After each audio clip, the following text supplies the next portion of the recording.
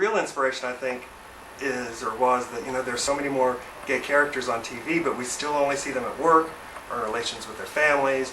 You don't really see gay characters, in romantic situations or sexual situations. You never see gay characters hanging out with other gay characters and talking the way that, gay guys I know talk, a lot of them, when they're hanging out with other gay guys. So I really wanted to do a show that showed you all the stuff that you don't see on network TV with gay characters.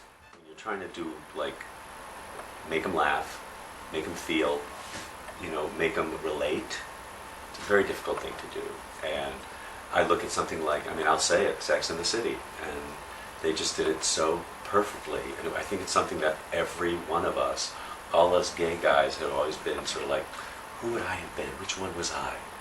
And this is sort of our opportunity to take it there and really balance all of that stuff and make it relatable, not just to guys my age, hopefully, because Sex and the City was something that everybody could relate to because everybody went through what they went through. And I think this is a fantastic opportunity to do it through the eyes of these 40 and 50-something men. Well, that's pretty easy. What attracted me to Old Dogs and New Tricks is, of course, the wit and charm of the series. I think it was really clever writing. And, of course, who doesn't like a little sex and sass thrown in there? But what I really loved about the series is you could really see the guys as a family, and their heart was evident. It really reminded me of some friendships I had in Chicago. There were 3 couples that we would travel together. They were the ones who first got me to do drag out of the chorus, and we, some crazy stuff. So it really reminded me of these friendships, and we hung around all the time. It was a constant party, but it was a brotherhood. It was family. Well, he's just a great character. He's just so much fun. I also really relate to him. Strangely, in many ways, he just has this exuberance for life and this overwhelming need to remain a child and pursue pleasure almost at all costs. He's just outrageous and ridiculous and I think lovable for that. And I just thought he was the most fun, interesting character. And I just really, really, really wanted to play. Identified with Muscles in a great number of ways. Certainly, the obvious, fitness is important. And I think he has a great sense of humor. But some differences are that I certainly am innocent in a lot of certain ways, but I think Muscles carries that to an extreme. But he also knows what's important. And he has certain rules that he needs to follow in life.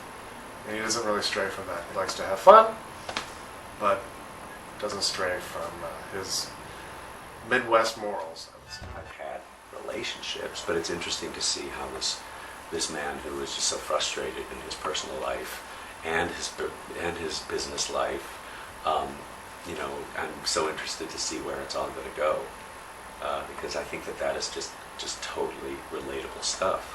Whether you're 20, whether you're 50, I happen to be in my 50s, and that's, so it's right. I'm right there for this guy. I think deep down inside, there's that desire to connect. Whether you're conservative, whether you're in a relationship, whether you're out playing the field or whatever, you're really just trying to connect. So in that aspect of it, I'm not as conservative as Ross is, but I think I understand his need to be loved, make a connection with somebody, have that person, whoever it is, when you walk in the room, they're the ones, their eyes light up. Who the hell doesn't want that? No, I've never even guest starred on a web series. This is all virgin territory, and it's been a really steep learning curve. But we're lucky that we have a really incredible crew. Arvin Batista, our director, is helping us develop it for the web, has been great. He really knows these characters. Our producers have all been amazing. Our art department.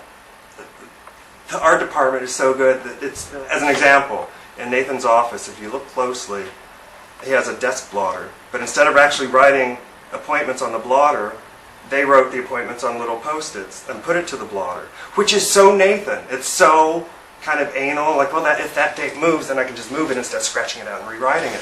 It never would have occurred to me. And just seeing that, I'm like, this is so Nathan. It's amazing to me how good art department actually makes you a better actor.